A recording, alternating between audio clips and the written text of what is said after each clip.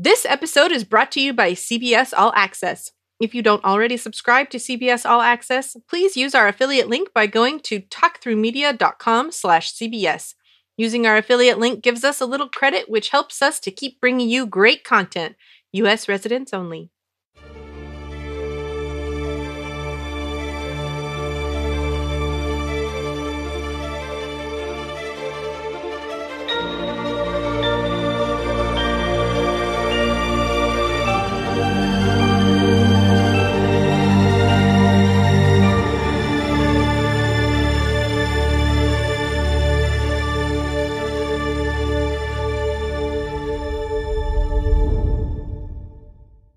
Hello, and welcome to episode 3 of the Star Trek Picard Cast. I'm Brian.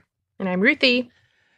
And we will be covering the final short trek of season 2 of the short treks, titled Children of Mars. Before we get started, I'm going to explain why I said it so tentatively that it's the Star Trek Picard Cast this episode. We have a little bit of housekeeping.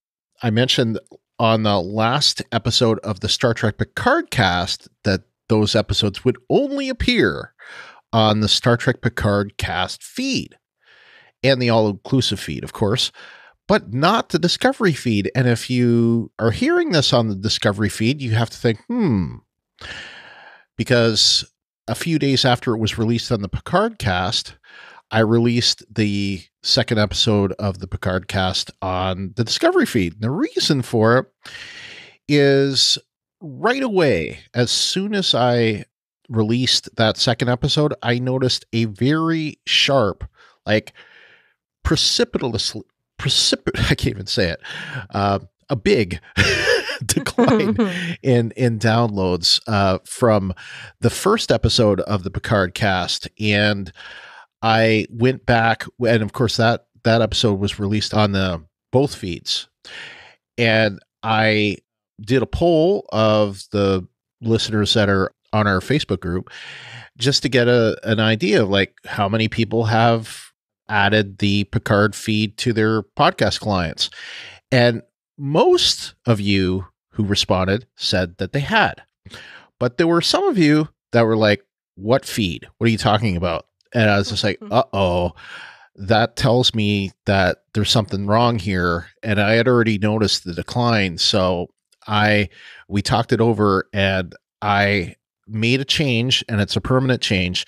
It's basically what it is all of the Picard podcast episodes will automatically be on the Discovery feed by default. So in other words, if you're listening to us on the Discovery podcast feed, you don't have to add the Picard Cast feed.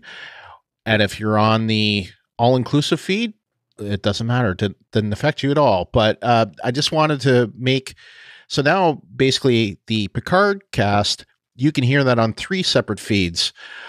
And we just wanted to make it easy for people to listen to us. And originally, segregating them, I don't think it was going to be a good idea. So, we talked it over. I actually talked to the owner of our old network, Daryl, about it just to get his take on it.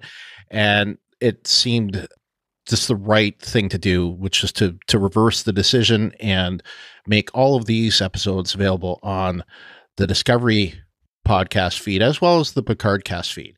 Anyway, what does this mean to you? You're just going to keep listening to this. And that's why this one, which is tied to the Picard show, we are calling the Picard Cast episode 3 as opposed to Discovery podcast episode 48. So, and because we want to stick to 47 as long as we can. No, not that part. So to make a short story long, that's why you're hearing it on this feed. Exactly. All right. And before we get started, we have some feedback for our last episode. It was actually of the Star Trek Discovery podcast, episode 47. And that was for Ephraim and Dot and the girl who made the stars.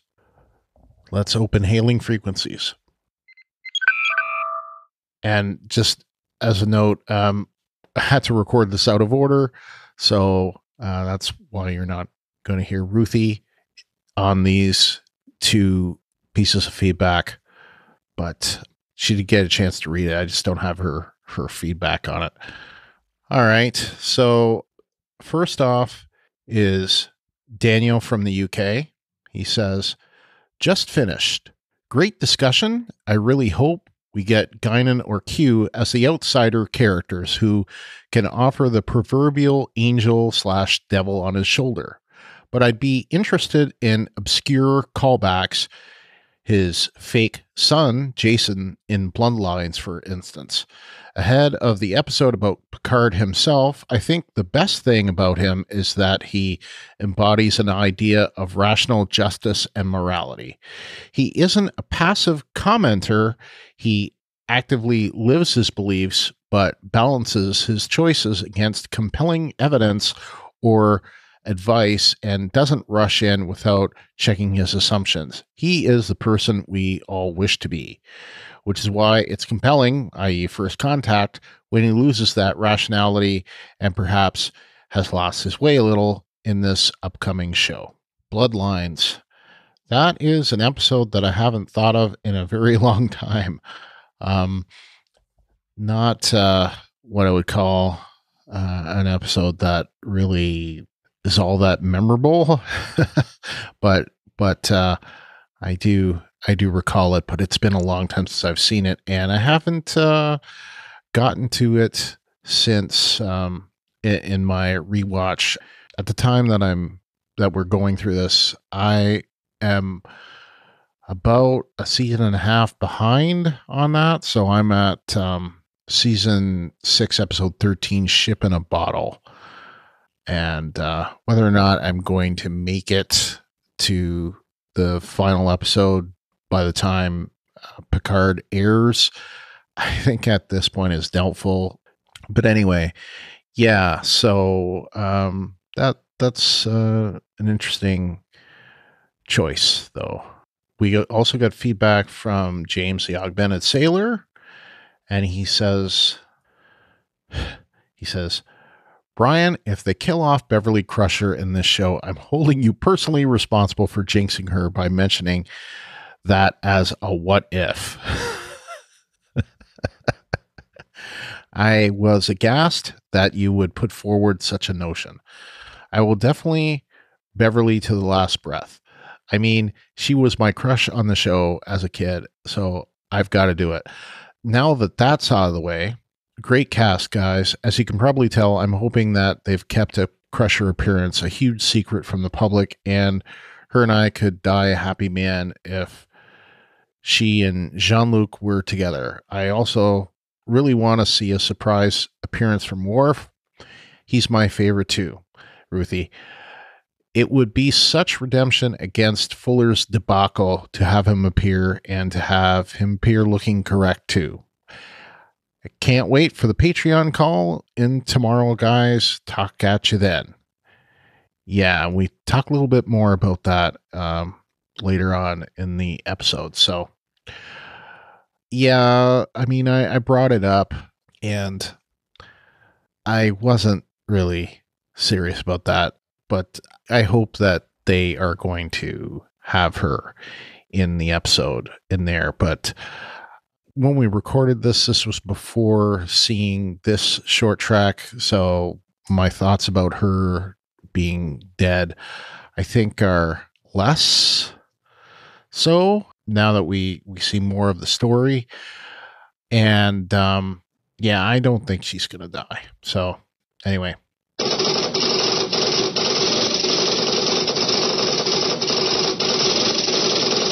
Children of Mars is written by 3 people, actually. Kirsten Beyer, Jenny Lumet, and Alex Kurtzman. And the 2 of them, Kirsten Beyer and Alex Kurtzman, are 2 of the co-creators of Star Trek Picard. So, and directed by Mark Pellington, who also directed the first short trek of this season, Q&A. And it was noted, a couple of things. one thing I have in here, one thing I don't, is that it said created by Akiva Goldsman and Michael Chabon and Kirsten Beyer and Alex Kurtzman. Now, in the past, that did not show that. It showed the discovery created by. So that is partially why I bring this up. And I had also noted in the credits, it said based upon Star Trek The Next Generation created by Gene Roddenberry, not based upon Star Trek created by Gene Roddenberry. Interesting. Okay. So the description is as follows from CBS.com. 12-year-old classmates Kima and Lil find themselves at odds with each other on a day that will change their lives forever. The air date of January 9th, 2020. So, and let's move on to ratings. So, Ruthie, what did you think of Children of Mars? I really liked it. I'm going to give it an arbitrary 9 out of 10. And I am going to apply the suspense here and say 9.75 out of 10 rogue synths attack Mars.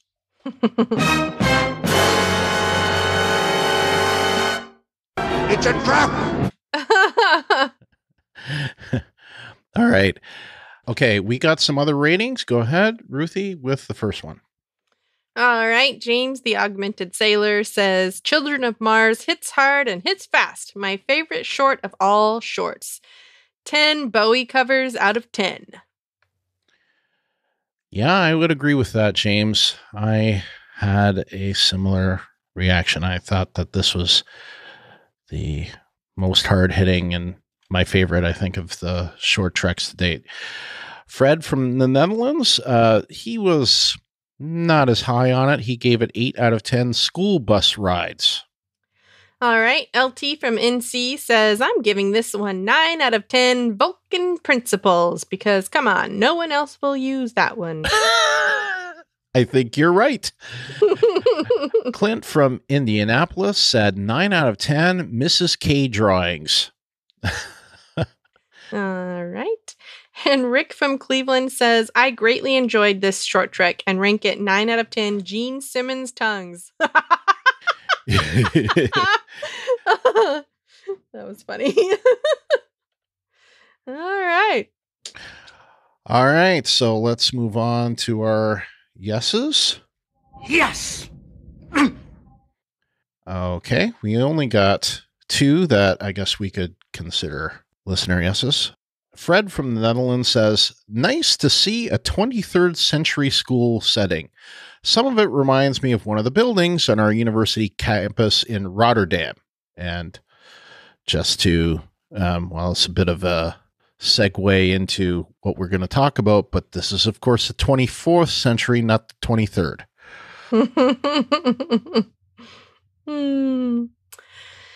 Good times. James, the Augmented Sailor, says Picard short and sets the table for the show. I agree. All right, Ruthie, what did you have for yeses? I really liked the lack of dialogue, honestly. I think sometimes you don't necessarily need words, and I guess this was one of those cases. Because it kind of, I mean, it shows the ability of the filmmakers, I guess, if you will, their ability to express things without needing to say it outright. Right. I guess. And that was, it's always nice when people do things like that. So, yes, I totally agree with that. And I think that segues into the yes that I was going to give. I don't know if you have more, but I'll just say this just because it segues perfectly into it. I love the music in this short trek. And I think that the experimentation that we're seeing on the short treks was evident in this particular short trek. And it did remind me a little bit, say, of Calypso in the way it experimented here. but specifically, like you said, the lack of dialogue, but also the music and the way that the music was in this short trek. And of course, we get at the start, it starts off and basically the first half of the short trek. Well, it's actually more if you don't consider the credits. But the first, big portion of it was with Peter Gabriel doing a cover of David Bowie's Heroes. And that's a particularly haunting version, I think, of that one. And then even as much as I love that, I'd say even more so, Jeff Russo's, original orchestration that he uses both on the latter half of the short trek, like the portion after it's revealed what is happening on Mars. And it segues into the music that is playing in the credits. Every time that I've watched this short trek, and I didn't say that initially, but I'll say it now. I've watched this short trek 18 times. I think I liked it. Either that or I have a screw. An obsessive personality, maybe. Yes. Well, we know that. But anyway, this definitely spoke to me, and the sadness of that piano arrangement that Jeff Russo does in this, I thought it was beautiful. It was haunting. And 18 times, every single time when we got to that music, I started crying. And I don't know what's wrong with me. But I did love this particular one. I would not say that it's perfect. We'll get into some things that I didn't like so much about it. Some of them are nitpicky. But I'll just say that nitpicking Brian is he's on a timeout this week. That's funny. Yeah. Do you have any more yeses?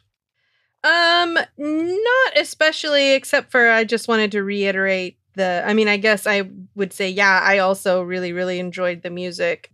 Peter Gabriel is always a go-to for me, and I love that version, I guess, of that song. Honestly, I didn't know that was a cover. I think the first time I ever heard that song was probably the Peter Gabriel. Yeah, and I believe it was featured in Stranger Things as well.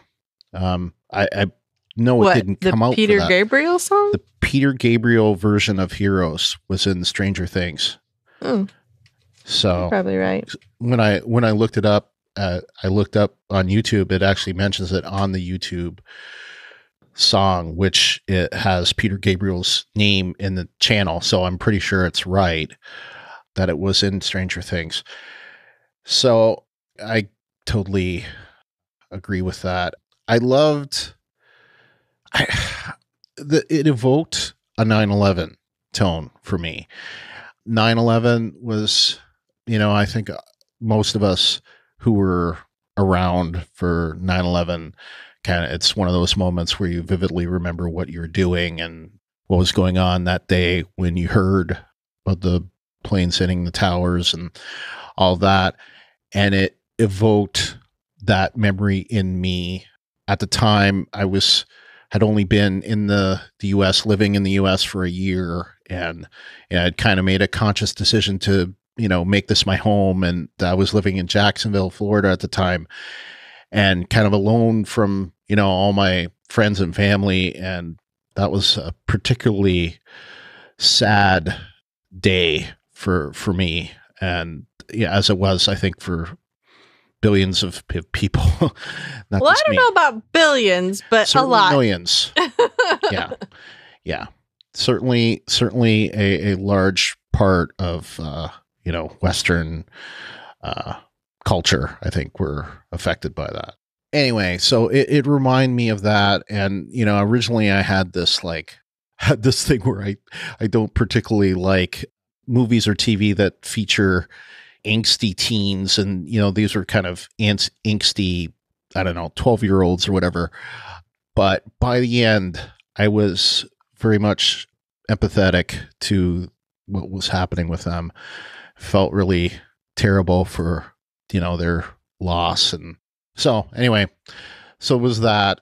Also say I loved seeing, even though it was very short and if you blinked, you probably missed it, seeing Picard as an admiral and a senior one at that, like being pressed for comment on the tragedy. Normally they wouldn't just go to any regular officer. He would have to be someone in charge for them to seek comment for that.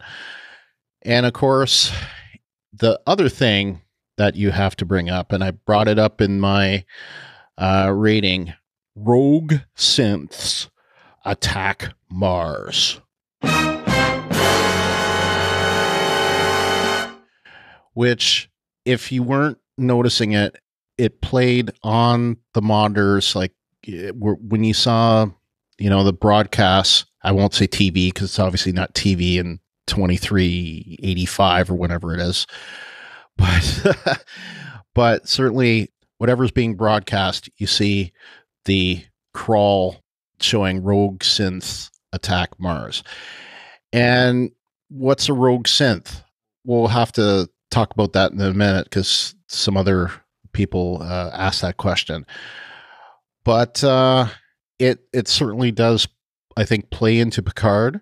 And I think that was kind of the tie-in there. Because other than that, the things that you see, it could have just as easily been 23rd century as it is 24th century. But yeah, I loved it. So you have anything else you want to say in that regard? Nope. Okay. It was super short, so well, you pretty much covered it. That goes into the next part. Our nose. No! I just watched that episode recently, so. Oh, yeah, you did. Just brings back fond memories again. It was such a good episode. It's one of my favorites. Yes. So to that, speaking of shortness, James, the augmented sailor, says, so short. And yes, that's what I would say too, because, this is another one that had about 2 minutes of end credits. So the story was done, about 6 minutes, 45 seconds or so into it. So it was short. And I don't know why the last 4 of the short treks have been so short. They're advertised as being 10 to 15 minutes, and all of the last 4 have been under 10 minutes. So, boo. Fred, his no is holding hands at the end after teasing each other so much and even fight, but a bit unlikely, even how devastating it is what they see. Well, I'm going to assume that they both know that each of them has a parent that is working on Mars. And I think that they instantly know what's what once they see each other's reactions. So I think based on that, it's a shared tragedy that brings them together. Whether or not they'll stay together and stay friends after that, I hope so. And maybe they realized that they were kind of squabbling over dumb things. And, let's face it, I think especially, and I have to point the finger at Lil for being the instigator in this. I honestly have no idea which one is which. Lil is the human girl, and Kima is the alien, who I don't know what alien that is. I think that's a new alien. I didn't recognize it. I haven't seen it mentioned anywhere of anyone else. Maybe we should say non-human, because technically the human could be an alien to the non-human girl. So, well, then again, every sentient species is an alien on Mars. So, and they're not on Mars. Let's be. The 2 girls are actually living in San Francisco, because there's one picture in there where we see the Golden Gate Bridge and that. So they're actually in San Francisco. I don't know if that's where the school is, but where they live is in San Francisco. So, LT from NC has a couple, and he says, I have two distinct no bits for this one, and they are not super huge ones. I want to know what started the girls butting heads like that. It is one part of the story that just makes me curious. And I think that's, to me, what it is. They're acting out because of them they're lonely, and especially in the case of Lil, I think probably her relationship with her father wasn't so great. It seemed like Kima had a better relationship with her mother. They seemed more friendly, and she seemed more happy talking to her mom, whereas Lil talking to her dad, there was like her dad seemed very nervous when he was talking to her. There's one part where he says, like, there's a lot going on over here, and it's kind of like a very nervous thing to say. Really? My impression was that he was acting that way because he couldn't come visit her, I guess. I think she was feeling the lack of his presence and was upset about it. And he was kind of like, I can't really do anything about that right now. Whether he felt bad about that or not, whether or not he, it was one of those like things. I think it was just kind of, I couldn't really tell whether or not he was like, I'm sorry, I'm just busy. Or if he was like, I'm sorry, I can't right now, more upset about not being able to visit her. You know what I mean? She was clearly upset about him not being able to spend time with her. Mm-hmm. And I think my impression of their butting heads, I kind of felt like maybe Lil didn't really realize that. I don't know that she necessarily bumped into her and knocked her down on purpose. That is a good question to bring up, because I kind of went back and forth on this each time that I watched it, whether or not. Well, I only watched it once, and so my perspective is not quite as detailed. But I feel like maybe she was just rushing by and didn't realize it, but that kind of caused a chain of events. Like maybe she was in her own little world because she's upset about her father and the reaction with her dad. So of course this caused the, missed bus, blah, blah, blah. Yeah. And that to me started the problem, but I could not tell after watching it, 18 times. And I said, I went back and forth on it, whether or not hitting Kima like that was intentional or if it was accidental. And I think it could be either way, but probably accidental. But I think also it was I guess the reason why I thought it was accidental was because when she was, I feel like the whole thing was accidental, honestly, because she didn't understand why Kima was giving her side eye. She was like, what? And so she drew the picture of the teacher and sent it to her, as in trying to make friends, but it got her in trouble. Also accident. She wasn't intending to send that picture to her so that she would get caught right then. She was just trying to, like, I guess, sort of like join with me in making fun of our teacher kind of a thing. And because she wasn't really understanding why she was upset with her, I guess. She didn't understand the ramifications of, she might not have even realized that she knocked into her.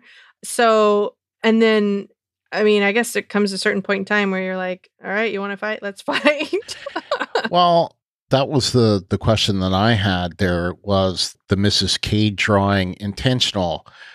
And that whole thing is actually in my nose, which we'll get to in a minute. But that part of it is actually, there's a part of this that I was going to bring up too, that LT brings up in his last point. So I'm going to bring this up right now, his last point. He says, the other one is just my personal baggage as a former school bus driver. I know that the getting left bit serviced the plot, but the first thing I had to do on a pickup was count heads. And I thought to myself, that bugged me a little bit too, like just a bit though. But I wondered, it's like, wouldn't they know that Kima had been delayed? Like, was the force field and all that like automatic, or was, maybe even the shuttle bus was Automated. So in other words, there's not an actual bus driver to count heads. Yeah, that was the funny thing, because I thought, I mean, that kind of makes sense. Like, they don't necessarily recognize if there's, but at the same time, if it's automated, you would think that they could program butts in seats and know if one is not there. right. But I don't know how they would do that. I mean, she obviously got to school. So I'm like, was there a second bus or something? I mean, she got there. She was just late.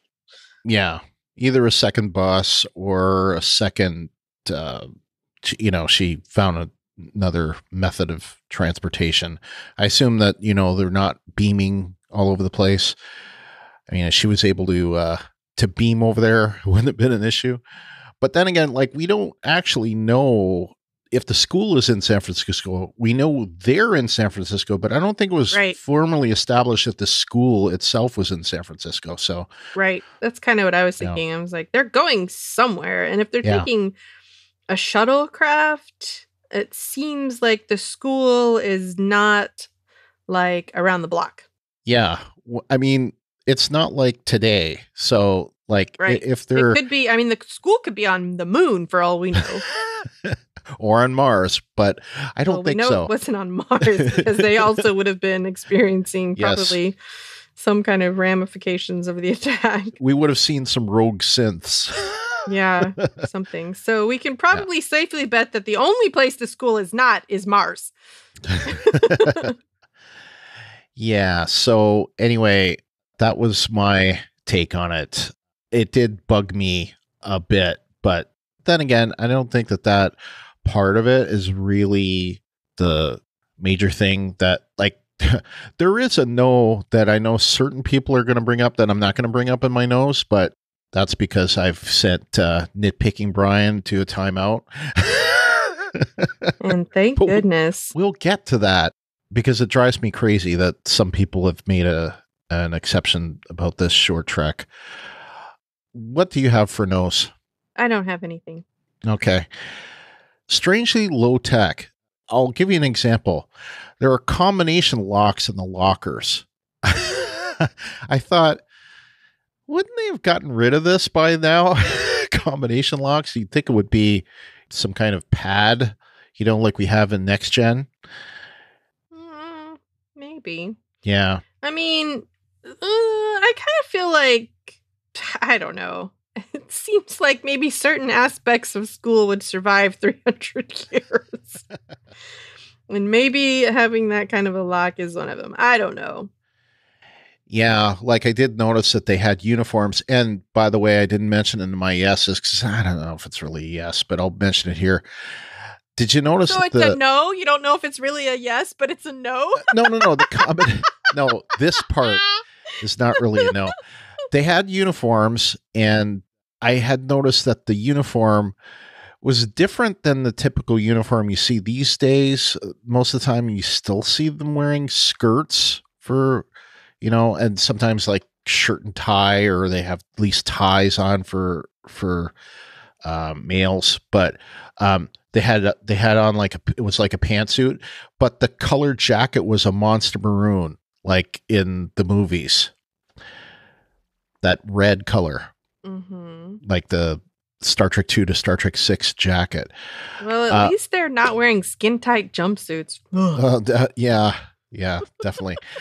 LT brought up a point on the missed bus. The point that I had on the missed bus was, it didn't seem like there had been enough time for Kima to pick up her things and pick up the bag to miss the bus. Like, it seemed like there were mere seconds, and somehow in mere seconds, she missed the bus. Like, it seemed very quick for them to get past the force field and get on the shuttle, and the shuttle door close and it take off. Like, it didn't seem like enough time had passed.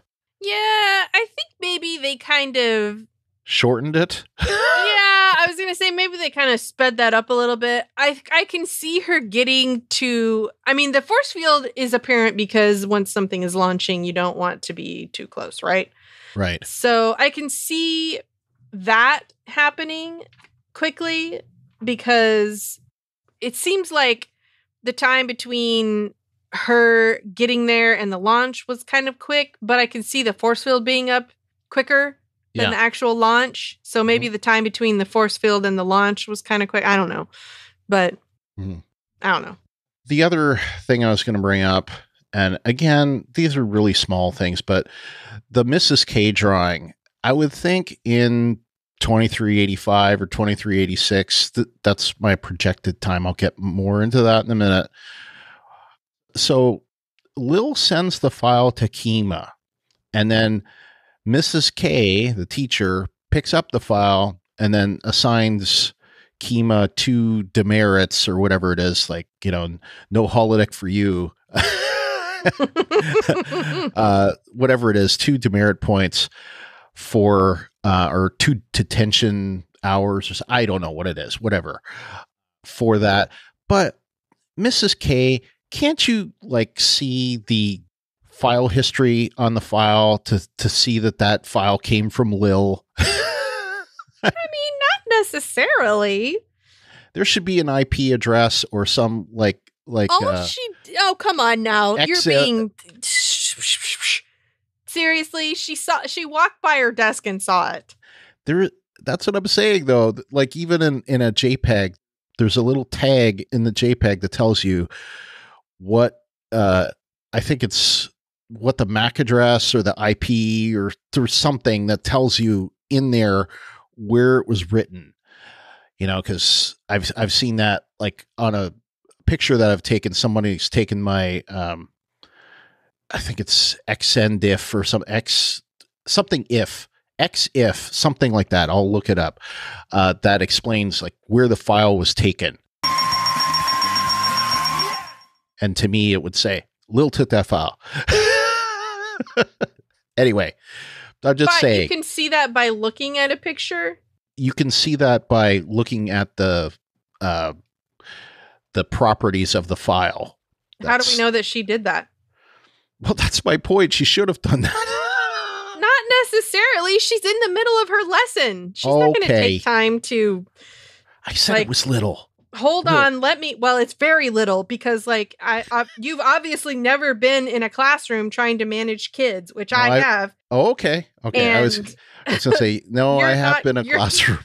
You're not going to take time to let me investigate who actually is the responsible party for this thing. You're going to see so-and-so did it unfairly or not. I'm not saying that her issuing punishment at that moment in time is fair. I'm going to say she's not going to take the time out at that exact moment in time to investigate where this came from. And maybe, I mean, that happens. That's kind of school. It's like the kid who gets the note passed to them gets caught. That's the way it is. That's the whole point of this interchange. And for that matter, why didn't Kima say, but Mrs. K, I didn't make that file. Why would she? I mean, come on. I don't know. But anyway, that's it for my nose. You can't apply that kind of logic to school children and school situations. That's just not. I gave this a 9.75. So I ask you, are any of these no's very major to me? No. So let's move on. So just to explain to people, we talked about this on the first episode of the Picard Cast. Normally in this section you hear, hello, this is Captain Tilly. What the hell? What the hell? Hold your horses. Well, for the Picard Cast, you will instead hear, not good enough, damn it, not good enough. All right, so it's our not good enoughs. So Fred's first. He says, still using books in the 23rd century? And yes, and 24th. But I wondered that myself, especially like I thought back to Context is for Kings from the first season of Discovery, where Tilly notices that Burnham has that book, and she's like, "Oh, you have a book?" Like, it's like this rare thing to have. So there's a whole library of books. I thought that was interesting. I don't know if we'd actually see that. Well, I can see that for a school or some other type of learning environment, not necessarily individuals. I could see individuals maybe not having books. Although, I mean, as you've seen in your own rewatch, Picard has books. He certainly does, but he's Picard. He is Listeners, I am rolling my eyes right now. So you should. Yes. I can understand your pause at the using books because, yeah, I mean, books are becoming sort of relics. Even today. Even now. That's what I'm saying, even today right in 2020 reality, books are, I wouldn't say they're rare, but they're certainly not as commonplace as they were even 20 years ago. I mean, I don't know if I would go that far because there are still plenty of people who enjoy the tactile sensation of reading a book. Yeah. So it's not gone the way of the VHS tape. No. But maybe in 300 years.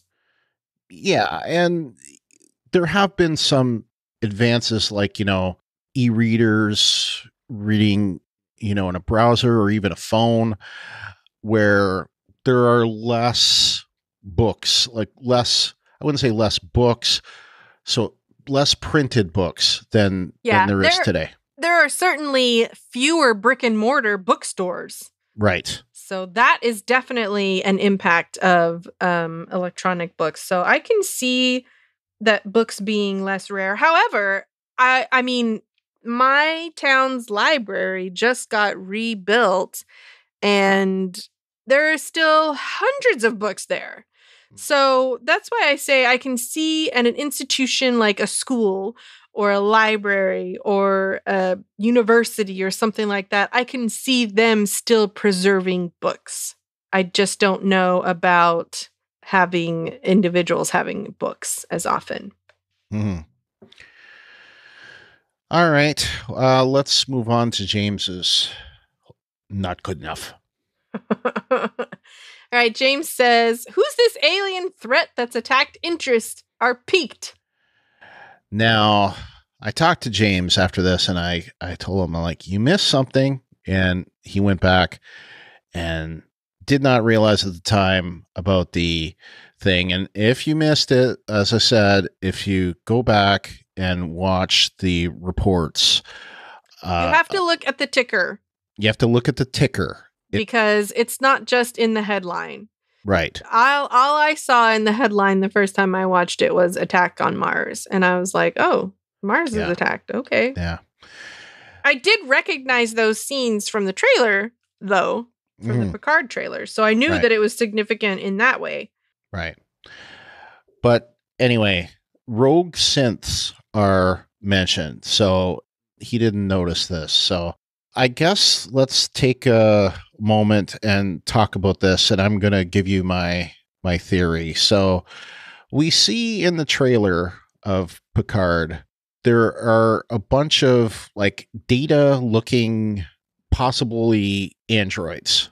One of them is close to the camera, and he has a tattoo on his forehead that says F8, which I assume is like fate.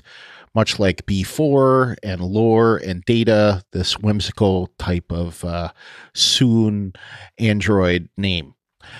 So I am going to assume that they are the rogue synths, or at least they are synths. And what has happened is, if you recall from The Measure of a Man, the Next Generation episode, which I know, Ruthie, you just recently watched, Commander Maddox was, trying to get Data to submit to some experiments, and, it was well, he was trying to get Data ruled as property. Ruled as property, yes, because he wanted to build, essentially, potentially build an army of androids. And what I'm thinking happened we don't know is that he got a hold of B4 and made his android army, and it is this android army that is attacking Mars. And I'm wondering if what we think we know, if Picard was in charge of an armada to save the Romulans from the supernova, I am wondering if Section 31 is involved in co-opting Maddox's research and maybe taking over the fleet. Who knows? Maybe Section 31 is trying to protect the Federation and is acting to destroy the Utopia Planitia shipyards to prevent them from saving all of Romulus, because they are looking at it that by saving Romulus, they are kind of keeping a threat to the Federation going. And if falling short, they will only leave remnants of the Empire that will no longer be strong enough to continue. So Yeah. that's what I'm wondering is happening. Now, we also know from the comic book, and we'll be hopefully talking about this at some point, but in the comic book, and this is a spoiler, in the comic book, we see Geordi LaForge is in charge of Utopia Planitia, and he's the one that is working on building the ships or building the fleet to go rescue the Romulans. So perhaps he may have been killed on Mars or on Utopia Planitia in this attack.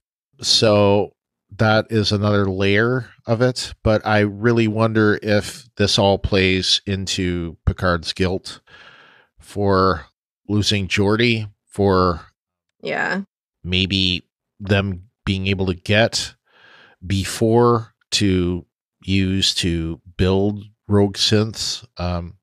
We do not know yet, but I am curious. Yeah. My other theory is this admiral that Picard is talking to, that we see in trailers. I'm wondering if this is because we haven't actually seen her identified anywhere. I've been looking to see who this person is, and I haven't been able to find her in anything like in IMDb. I am really wondering if she is a placeholder and instead will be replaced by Admiral Janeway. Now, why they would do that, I don't know. But I'm telling you, I don't know this. And I know that there are some people that have seen that were at the time of this. This was recording this Wednesday, the 15th of January, and the premiere was on January 13th in LA, and they saw the first 3 episodes, and they saw the first episode in London today, January 15th. I'm really wondering who this admiral is, because I have not seen her listed anywhere. So that's why I'm wondering if maybe she is a placeholder replaced by Admiral Janeway. So I do not know this for sure.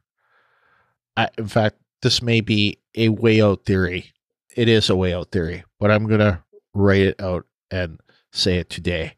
So I'm going to bring this into my hold your horses and the one where I must shut down nitpicking Brian, even though he wants to talk about the ships that are in the Utopia Planitia and how they are 23rd century ships. I say, hold your horses. No pun intended. Because think about it. We have the Miranda class. We have the Excelsior class. We have the Oberth class. They were all ships from the 23rd century. They are at the point of this 100 years old. Okay. So that those classes have been around. If they are trying to build an armada to rescue what we could potentially see as billions of Romulans. They are going to need every ship possible to rescue them. They are not going to have the time to build millions of ships. They are going to try to get every space-worthy ship they can find. They're going to pull ships out of mothballs, pull them out of stockyards, take decommissioned ships, take parts, and they are going to reassemble them. And so what I would suggest to those of you that had problems with those ships, and if you didn't recognize them, they were ships that were in Discovery. In fact, the one ship that we see very closely is a McGee class. That is, of course, the same as the USS Shran. And from the previous, The Trouble with Edward short trek, that's similar to the USS Cabot that gets all the tribbles on it. So that's a McGee class. That was a McGee class we see in Space Dock. And I'm telling you, they wouldn't be able to make ships in time. They would have to take whatever they could get, fix them up, and get them out there. And that's what you see. And if you tell me, okay, what about the shuttles? What about the school bus that looked 23rd century? It's like, duh, of course it's 23rd century. It's probably built to last, number one. And number two, if it's just transporting people on Earth, if it's not going to like the next solar system, who the hell cares how old it is? It doesn't matter as long as it still works, right? Yeah. So I got to just don't get your panties up in a bunch, people, you nitpickers out there. It's not worth it. Just you have to headcanon. I used to hate that word, but now I love it. I have to say, because to me, I saw this and yes, that bothered me at first, but I've got to say, I was able to come up with a pretty solid reason for it. And I also will say that, look, let's let the show stand on its own before you start, throwing the YouTube haters at it for things like a ship. And let's also face it, it's a short trek. They're supposed to be low budget compared to the rest of the show. Right. They're not going to be able to design new ships just for a short trek. So anyway, just give it up. It's fine. It was a great short trek. Don't get all hung up over the fact that it wasn't like a brand new fancy ship. Okay. I know. At some point in time, it's kind of like, well, damned if you do and damned if you don't. Like, people get upset because the technology in Discovery is so far advanced of the original series, but now they're getting upset because they're reusing the same design. Oh, come on now. Yeah. Which is it? Yeah, and let's face it, it's people have that whole thing about Discovery, and I say this simply because there are some of you, and I know, that are listening to this that don't listen to us as part of Discovery and probably haven't given Discovery the time of day. Star Trek isn't made for you. Star Trek is made for people, okay? If you want Star Trek to grow, you can't expect 23rd century Star Trek to look like it was made in 1966. Get real. If you want the young people of the day to accept Star Trek, it should look futuristic. It shouldn't look retro futuristic. Yeah.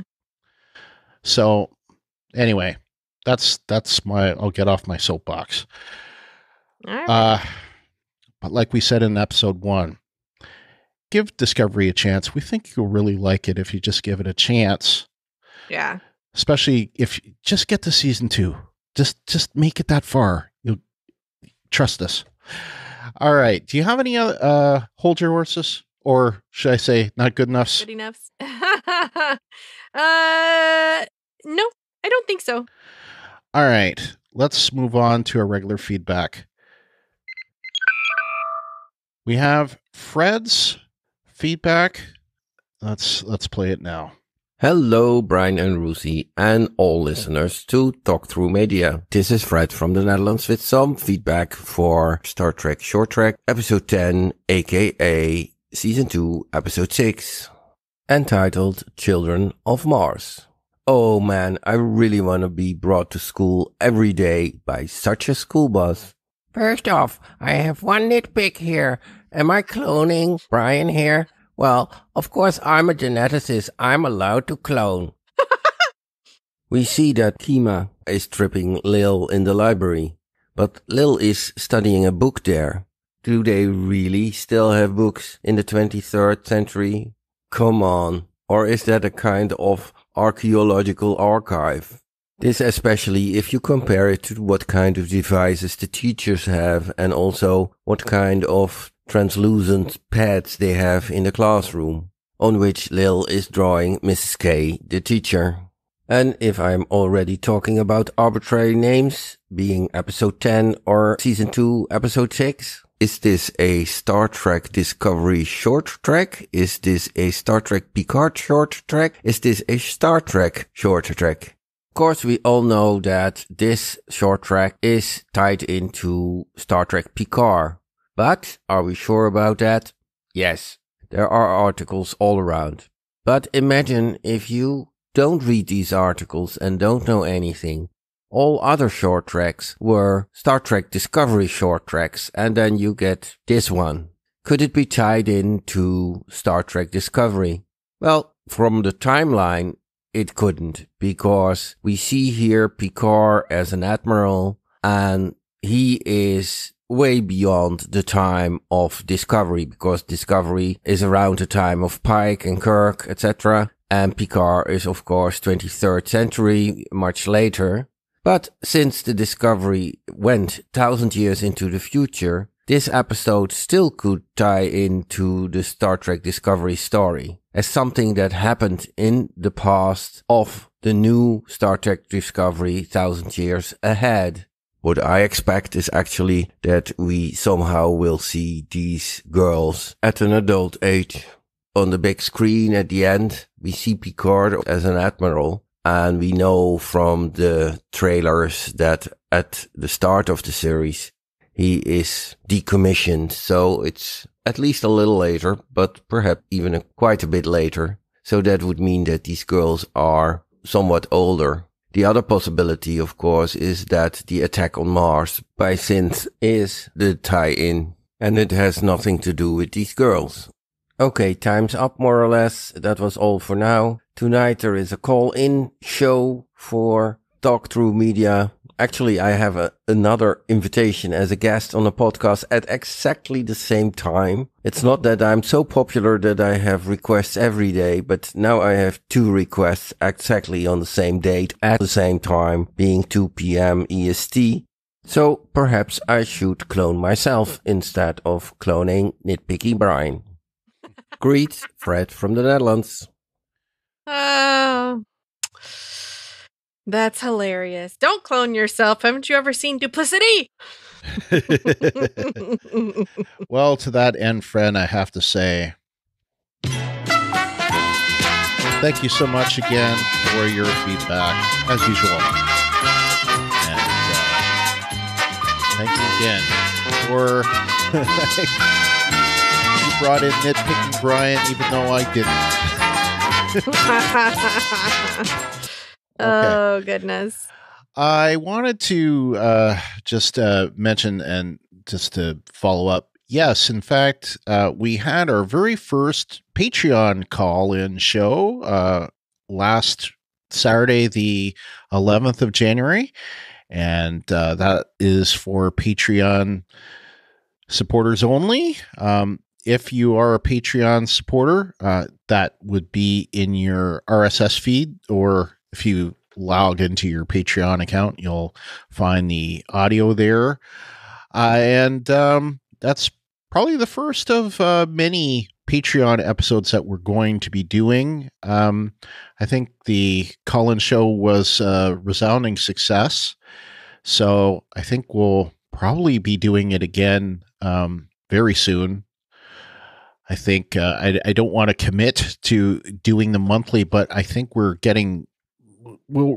certainly going to be doing another one pretty soon. Wouldn't you say?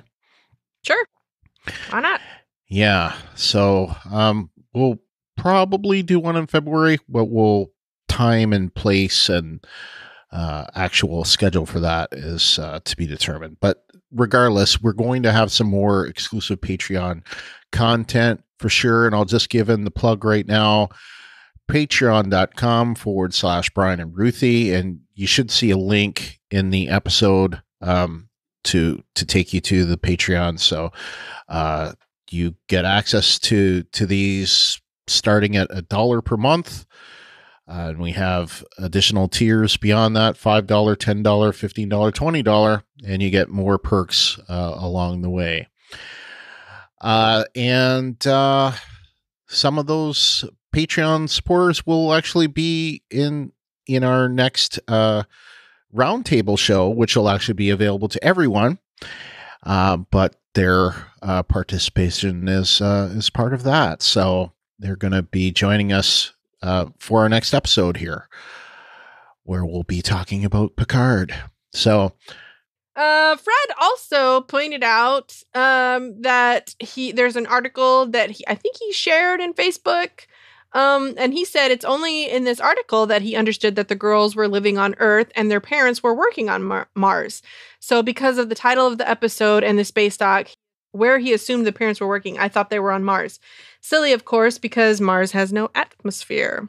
But obviously somebody's working / living on Mars, so there's that. So I can understand the confusion, but I'm glad that it was cleared up for you, Fred. So did you have anything to say about his voicemail? We are considering this a Picard short trek. The other thing, I wonder about there being an older Lil and Kima in Picard.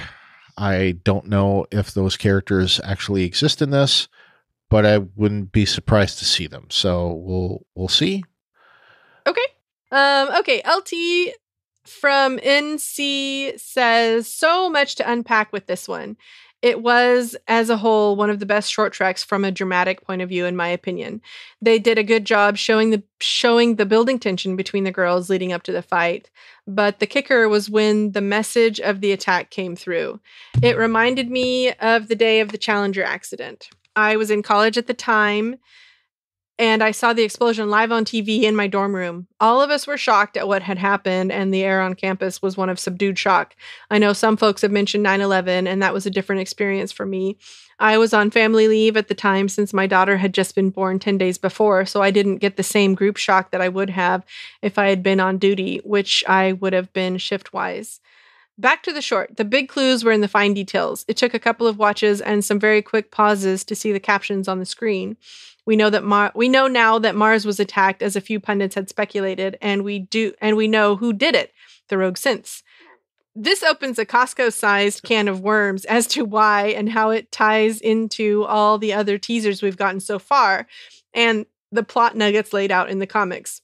I know Brother James may hit on it, but I am going to toss out another set of the same thoughts about a topic that everyone in the punditry posse have been writing about. I don't know if he meant writhing or writing, but anyway, I didn't object to the school bus shuttle being the shuttle we've seen in Discovery. Just to nudge that dead horse one more time, the designs of utility vehicles don't always progress as time passes past a certain point. There are trucks in the U.S. military inventory that look just like the ones that went to World War II and Korea.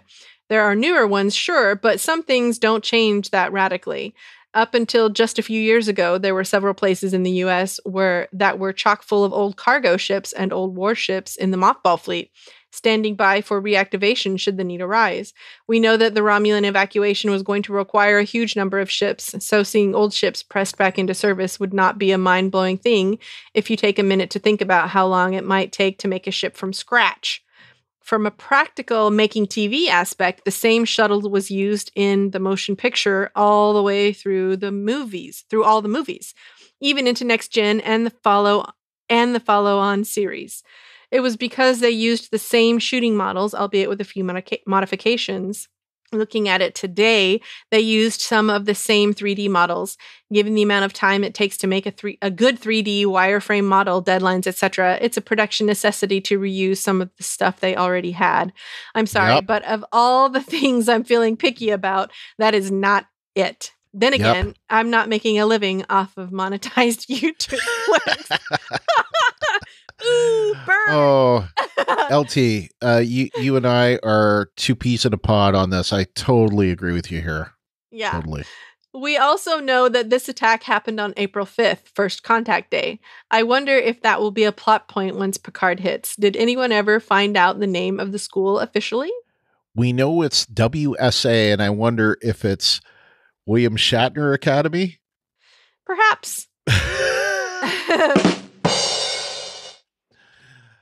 LT says it reminded me of the day of the Challenger accident. That's what I felt as well. I know you got 9/11 vibes. I sort of was getting Challenger accident vibes because I was in school. I was in grade school at the time that happened. And so I agree with you, LT. It was also more like the Challenger incident to me because I was also probably closer to their age than your age at the time that happened. Not to make you feel old or anything. Sorry. I mean, I'm over 40 after all, so come on now. But anyway, it was so that was in 1986. I was 10. And yeah, that's kind of how I felt watching that on TV and just, I mean, the total shock of the situation. And our gym teacher was a finalist to be in the Challenger, but obviously was not. Oh, I mean, wow. I don't know if that's obvious, but she wasn't in there. So it kind of hit a little close to home for us in that respect. So it was not, I mean, it was crazy. She would have been in Chris McAuliffe's spot. Yeah, she was one of the finalists, I guess, for that, but she got beat out by her. So she was not in the Challenger, in other words, but yeah, it was crazy. And I mean, we pretty much watched it on TV and watched the explosion on TV. And it was kind of like, whoa. So it was pretty crazy. So yeah. As far as the date, we know it's around April 5th. And okay, so we know it's First Contact Day. In Star Trek First Contact was given as April 5th, 2063. That's when the Cochrane warp vehicle, whatever, was first traveled by warp, and the Vulcans spot his craft, and they make first contact with the Earthlings. So we know that was April 5th, 2063. So the question is this April 5th, 2385 or 2386? Okay. It is definitely not April 5th, 2385 because that is a Sunday. Okay. And we see these scenes, especially with Lil's father, where he says he can't make it. So I'm going to contend that would normally not be something that we would get the date of. So, and because it's a school day, I'm thinking it's either Thursday or Friday. So I'm going to say Friday. Could be Thursday, but let's say it is Friday. It is either, I'm going to say Friday, either April 3rd, 2385. And if it's 2386, April 5th is on a Monday. So I'm assuming that if they're making such a big thing about, coming home for it, it's a holiday and not a school day.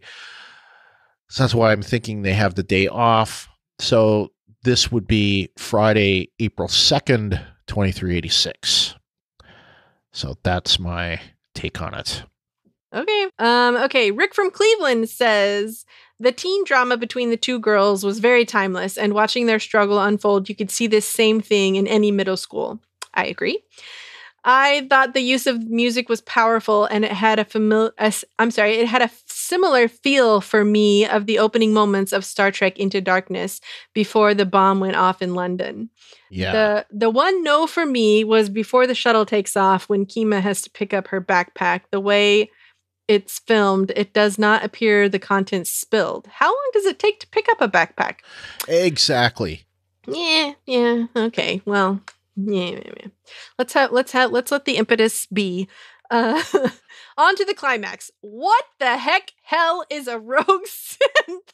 I'm sorry, he said, what the heck hell is a rogue synth? That suggests to me that an antagonist in the Picard series may be some sentient androids.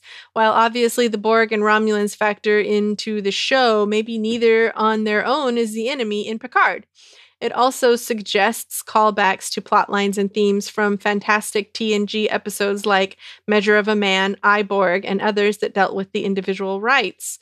Perhaps a very interesting dialogue, very relevant to today's social issues.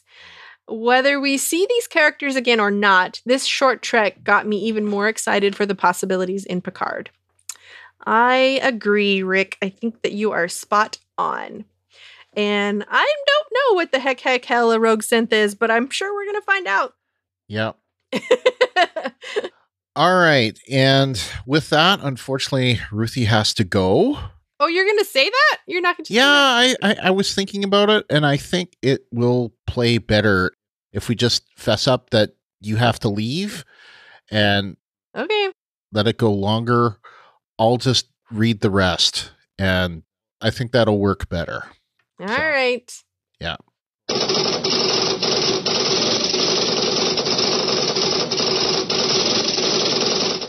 Okay, and the rest is going to be me.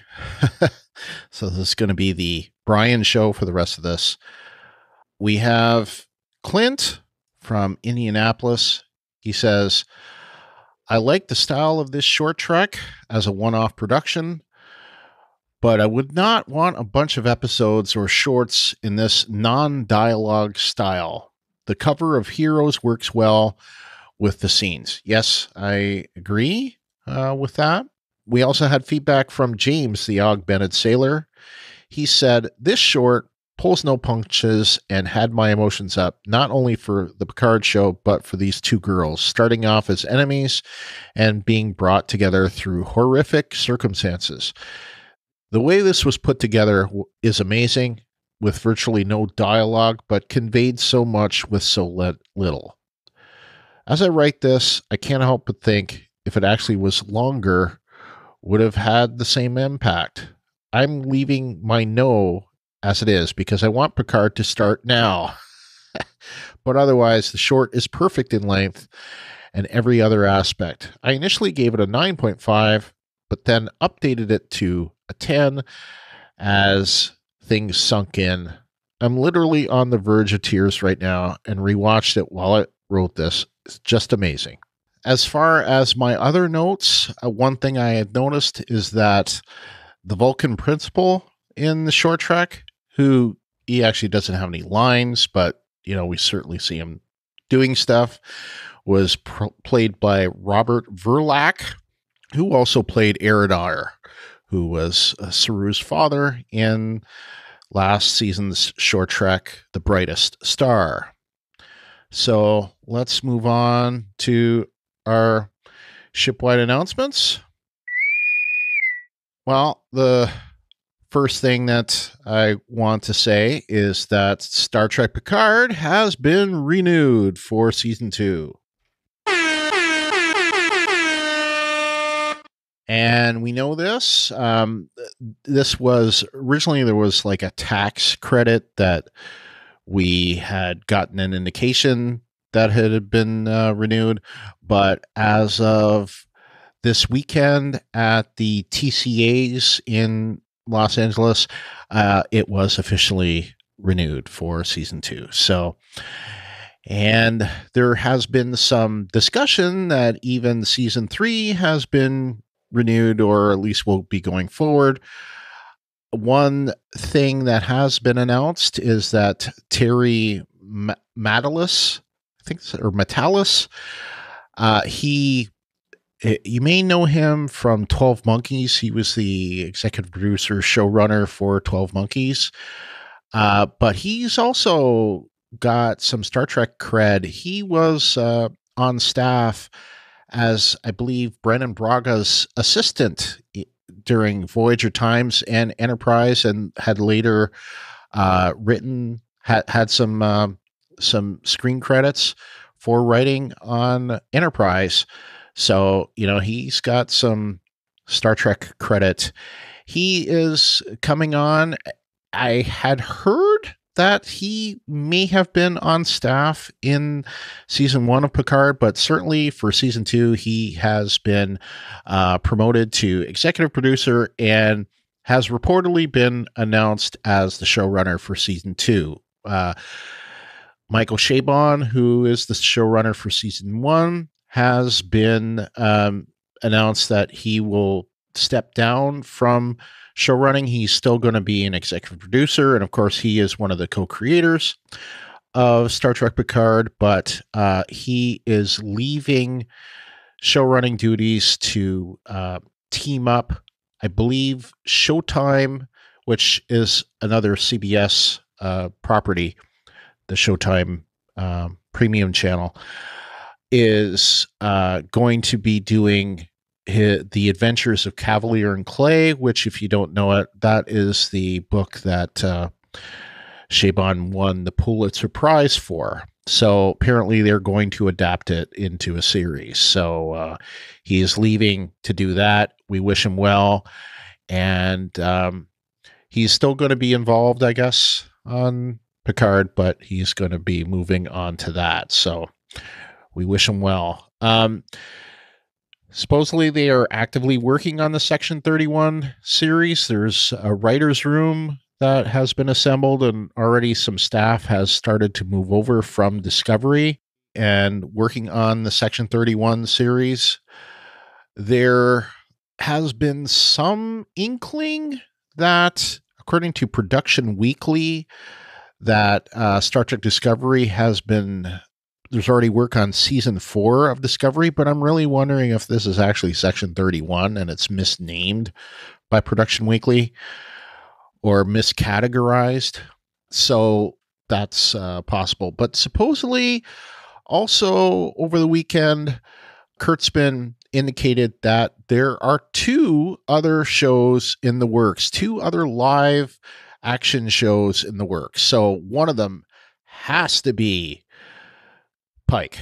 I don't have any, hard and fast news to tell you that Pike Spock #1 series has been officially announced, but we have to think that this is one of those 2.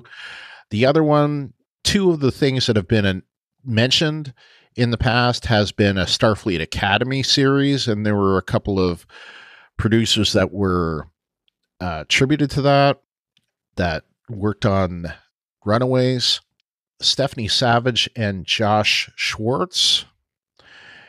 And supposedly, Runaways just released its 3rd and final season, so it's possible now that they are actively working on the Starfleet Academy series. And then the other thing, but we don't know for sure, but that's one that we could suppose. The other possibility is Nicholas Meyer had written a treatment for a Khan, limited series. So perhaps it's that. If I had to guess, though, based on timing and that, I'm thinking it's the Starfleet Academy series. So, and again, this doesn't include the Section 31 series. It doesn't include Short Treks, and it doesn't include the Nickelodeon animated series, which is also underway. So this is the time to be a Star Trek fan. That's all I have to say. This year and next year, we are going to see a lot of new Trek. There's an article from Saturday and was in tvline.com. Kurtzman was asked about Worf and whether or not he would be appearing in Picard. And Kurtzman responded to say that if Worf returned to Star Trek, he would appear like Worf. What he said is, I'll quote him, he says, "It's totally possible. I think Worf is such an amazing character. We didn't want to just throw people in because they were in Next Gen. We actually weren't thinking about bringing Marina and Jonathan back until halfway through the season when, as we were breaking story, something came up that made it very clear that they need to be in the story. So a deliberate reason is the bar, and if there's a great reason to bring Worf in, anything is possible. So he said, the question was, so will Worf's look on Picard more closely resemble Discovery's Klingons then? He said, no, he's got to look the same. We're not changing that. It's funny because you'll see by the time you get to Picard's third episode, this is a spoiler, this next part, there are different kinds of Romulans that look different depending on their territories. You'll see some Romulans that are just about the ears. You'll see some with the ears and deeper ridges in their foreheads. So I have to believe there are different iterations of Klingons depending on where they are from. And someone, it mentions in the article, to be fair, Discovery did soften the look of the Klingons in season 2 as well. And the season 2 Klingons that we see look more like Worf.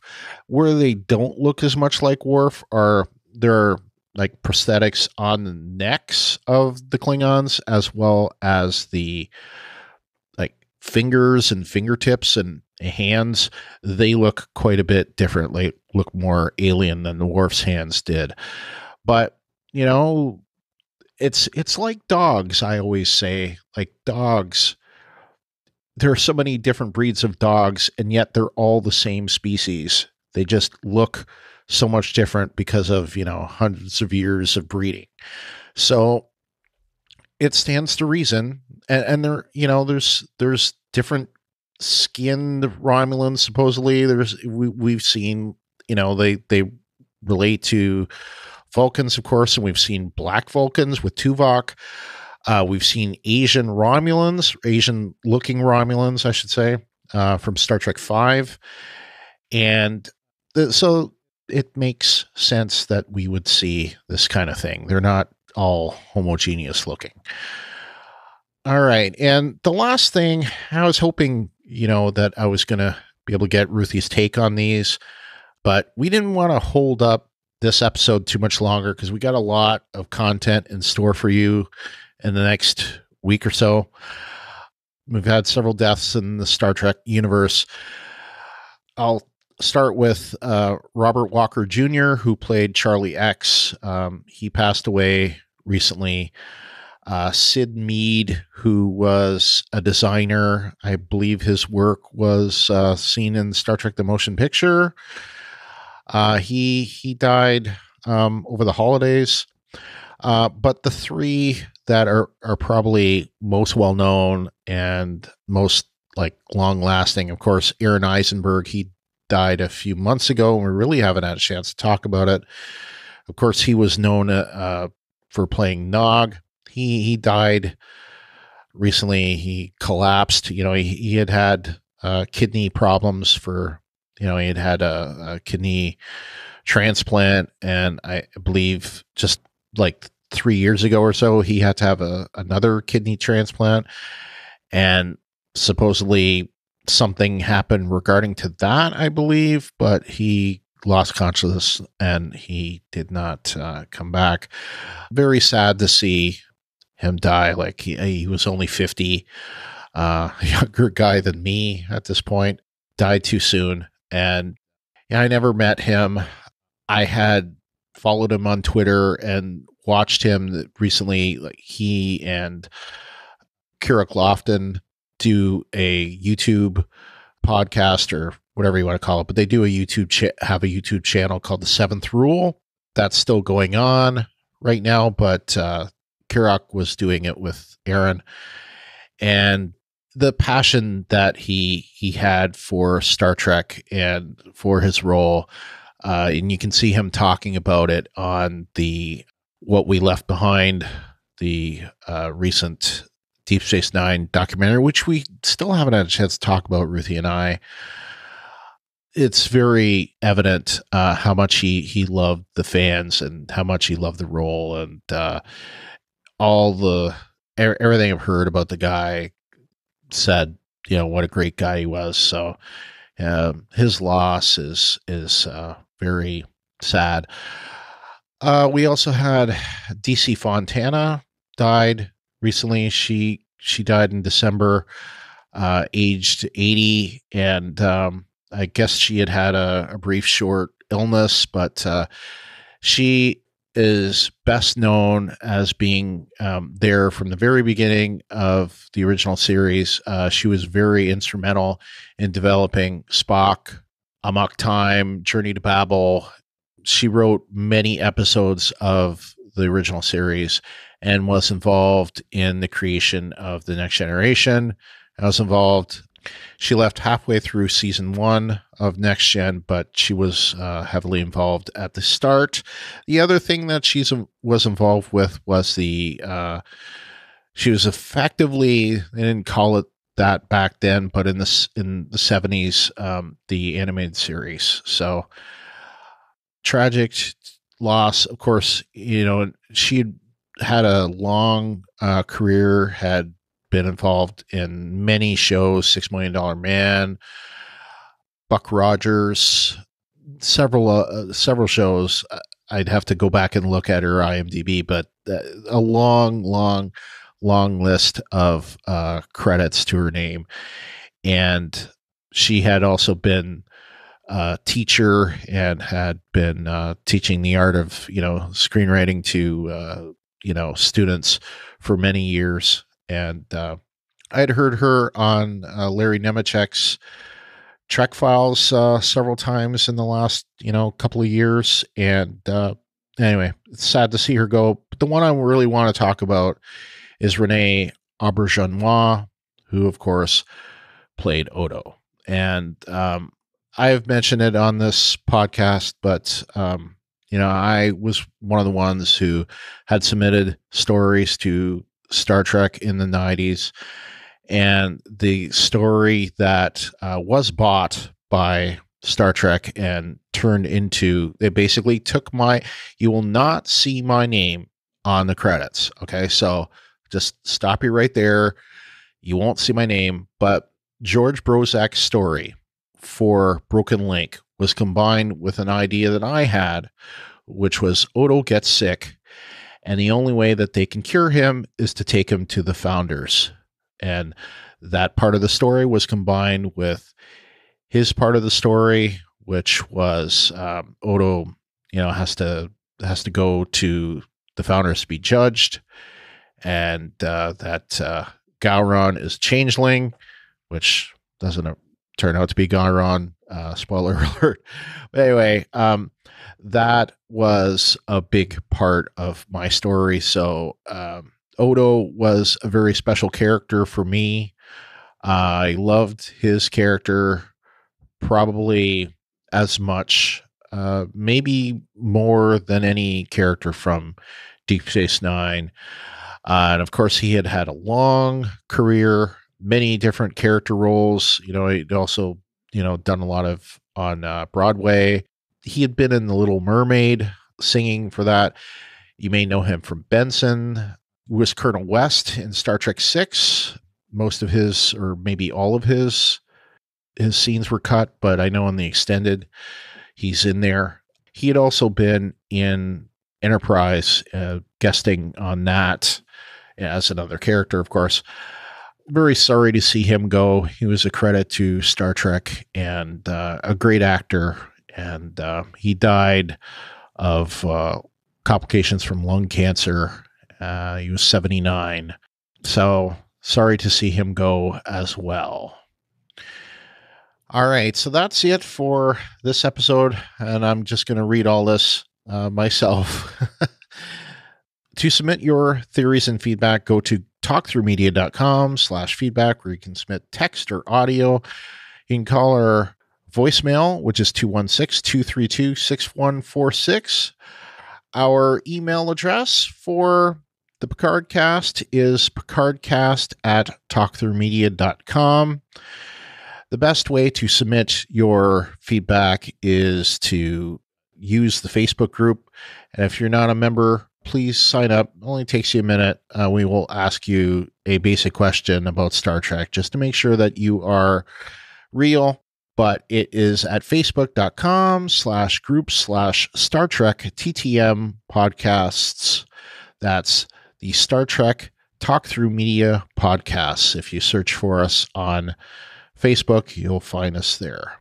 We also have for the network, our network Facebook page, which is at facebook.com/talkthroughmedia.